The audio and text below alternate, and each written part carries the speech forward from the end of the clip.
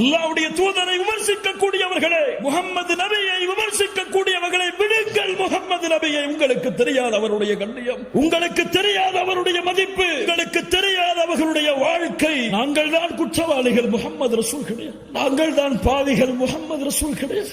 அந்த நபியுடைய வாழ்க்கையை உங்களிடத்திலே கொண்டு வந்து சேர்த்து அந்த முஹம்மது நபியின் கண்ணியத்தை உங்களுடைய உள்ளத்திலே பதிய வைக்காமல் இருப்பதற்கு நாங்கள் தான் குற்றவாளி. முஹம்மது நபியை குற்றவாளி என்று சொல்லாது, முஹம்மது நபியை விமர்சிக்காதீர்கள், விடுங்கள்.